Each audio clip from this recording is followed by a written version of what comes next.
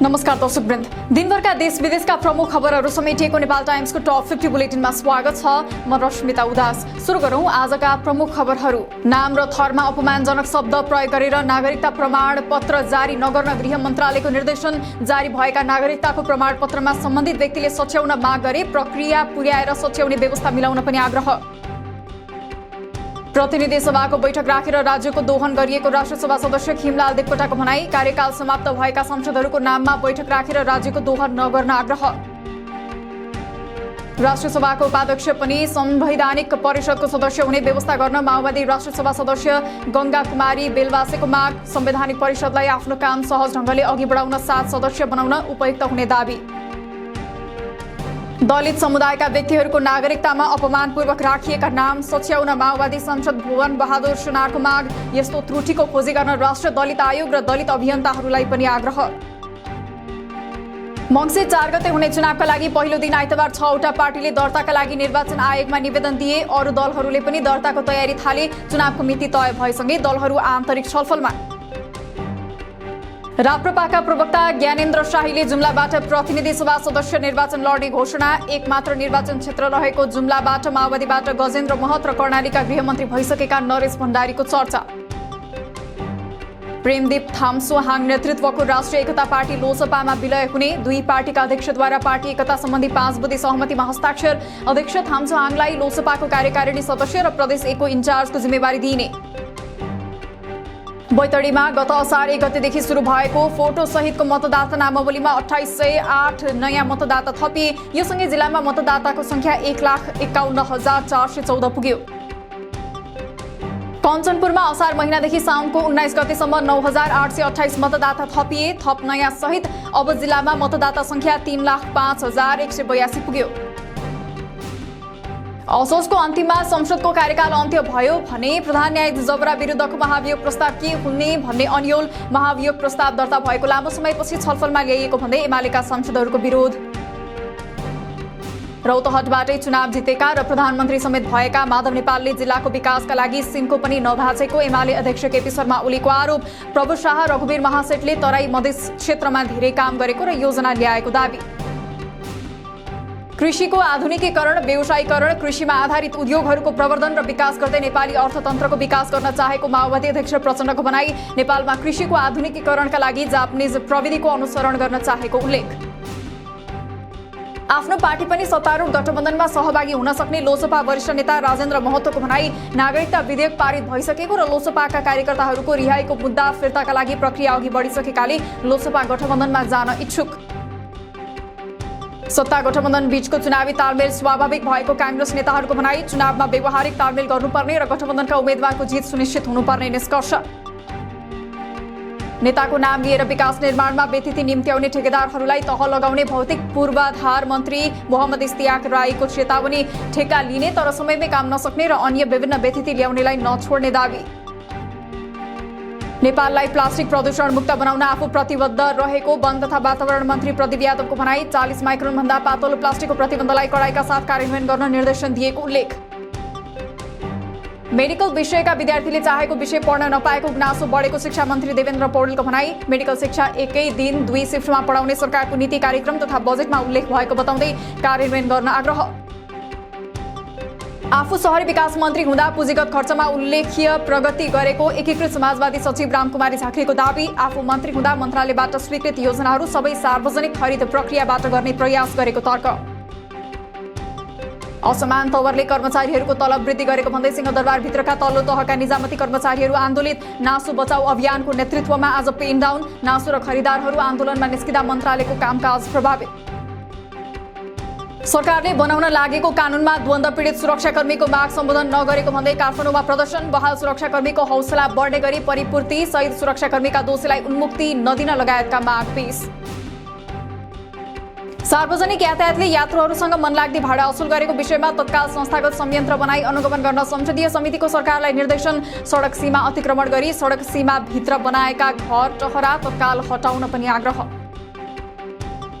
थापाथली स्थित नर्विक अस्पतालले लिजमा लिएको सरकारी जग्गामा बनाएको टहर हटाउन काठमाडौँका मेयर बालेन्द्र शाहको निर्देशन। अस्पतालले जग्गाको पश्चिमतर्फ सम्झौता विपरीत र नक्सा पास नगरी घर टहरा बनाएको भन्दै 24 घण्टाभित्र संरचना हटाउन आग्रह। नेपालमा पछिल्लो 24 घण्टामा 5351 जनाको कोरोना परीक्षण गर्दा 934 जनामा कोरोना संक्रमण पुष्टि। आजै 470 जना संक्रमण मुक्त हुँदा थप 1 जनाको मृत्यु। हाल देशभर 5686 जना सक्रिय संक्रमित। कोरोना महामारीको चौथो लहर नेपालमा अझै 1 महिना रहने स्वास्थ्य मन्त्रालयको निष्कर्ष। चौथो लहरमा दैनिक 8000 जनासम्म संक्रमित हुन सक्ने एपिडियोमोलोजी तथा रोग नियन्त्रण महाशाखाको अनुमान। चौथो लहर सुरु भएसँगै कोरोनाका जटिल खालका बिरामी बढ्न थाले। धेरैजसो संक्रमितमा पुरानै लक्षण देखिए पनि पछिल्लो समय संक्रमितलाई पसिना धेरै आउने लक्षण पनि देखिएको चिकित्सकहरूको भनाई। नवलपरासीको बर्दघाट सुस्ता पूर्व नवलपुरको मध्यबिन्दु जिल्ला अस्पतालमा 5 महिनादेखि आवश्यक जनशक्ति नहुँदा अपरेसन सेवा बन्द। बिरामीलाई शास्ति स्वीकृत दरबन्दी 31 जनाको भए पनि 7 कर्मचारी मात्रै कार्यरत। नेपालमा एमबीबीएस अध्ययन गर्ने विदेशी विद्यार्थीको संख्या बढेको चिकित्सा शिक्षा आयोगको भनाई। यो वर्ष 265 जना विदेशी विद्यार्थी अध्ययनका लागि भर्ना भएका र यो संख्या गत वर्षभन्दा 6 गुणा बढिरहेको उल्लेख। कांग्रेस केन्द्रीय कार्यालय सानेपामा कांग्रेस नेता शेखर कोइराला पक्षधर विद्यार्थीहरूको प्रदर्शन। साउन मसान्तभित्र रिक्त रहेका भातृ संस्था गठन गर्ने र पूर्णता दिने पार्टीको निर्णय तत्काल कार्यान्वयन गर्न र कोइराला पक्षसँग सल्लाह गरेर विधान अनुसार भातृ संस्थाको गठन गर्न माग। सामाजिक सञ्जाल मार्फत अश्लीलता प्रदर्शन गरी 1 महिलालाई मानसिक तनाव दिने कपिलवस्तु बुद्धभूमि टाकुका 29 वर्षीय मोहन कुवर पक्राउ परेका कुवरमाथि अदालतबाट 5 दिनको म्याद थपेर अनुसन्धान हुँदै। काठमाडौँबाट काकरभिटा गइरहेको बस आज बिहान 4 बजे धनुषामा दुर्घटना हुँदा 20 जना घाइते मध्ये 5 जनाको अवस्था गम्भीर। हेटौडामा 5 वटा बस एक आपसमा ठोकिँदा 15 विद्यार्थी घाइते। आज बागमती प्रदेश र प्रदेश एका केही ठाउँमा ठूलो पानी पर्ने तथा अन्य प्रदेशमा भने हल्कादेखि मध्यम वर्षाको सम्भावना। नदी तटीय क्षेत्रमा बसोबास गर्नेहरूलाई सतर्कता अपनाउन विज्ञहरूको सुझाव। पहिरोका कारण म्याग्दीको रघुगंगा गाउँपालिकामा 4, धौलागिरीका 2 र मालिकाको 1 जलविद्युत आयोजनाको निर्माण प्रभावित। पहुँच मार्गमा पहिरो जाँदा इन्धन, निर्माण सामग्री र सुरुङ खन्न आवश्यक पर्ने विस्फोटक पदार्थ ढुवानीमा समस्या। पोखरा क्षेत्रीय अन्तर्राष्ट्रिय विमानस्थल आगामी जनवरी 1 पुस 17 देखि सञ्चालनमा आउने। विमानस्थल सञ्चालनका लागि मध्य असोजसम्म परीक्षण उडान गर्ने प्राधिकरणको तयारी। करिब 22 अर्ब रुपैयाँ लागतमा निर्माण भएको उक्त विमानस्थलको 98% काम सम्पन्न। म्याग्दीमा 353 मेगावाट क्षमताका 11 जलविद्युत आयोजना निर्माणाधीन। 346.03 मेगावाट क्षमताका 6 वटा आयोजना निर्माणको तयारी र प्रक्रियामा। 83.5 मेगावाट क्षमताका 3 वटा आयोजनाले निर्माणका लागि अनुमति मागे। 140.13 मेगावाट क्षमताका 14 वटा आयोजना सर्वेक्षणको क्रममा। नेपाल भारत पेट्रोलियम पाइपलाइनको दोस्रो चरणको काम भदौको अन्तिम साताबाट सुरु हुने। परियोजना अन्तर्गत नेपालतर्फको पाइपलाइनको अन्तिम बिन्दु अम्लेखगञ्जमा 41,000 लिटरका 2 वटा भण्डारण ट्याङ्की निर्माणको काम बाँकी। एक सरकारी अध्ययन प्रतिवेदन अनुसार नेपालमा हाइड्रोजन र त्यसबाट रासायनिक मल उत्पादन गर्न सम्भव देखिएपछि त्यसलाई कार्यान्वयनमा ल्याउन ऊर्जा मन्त्रालयको चासो। सबै सरकारवाला मन्त्रालयका मन्त्रीसहित प्रधानमन्त्रीसँग पनि छलफल गर्ने तयारी।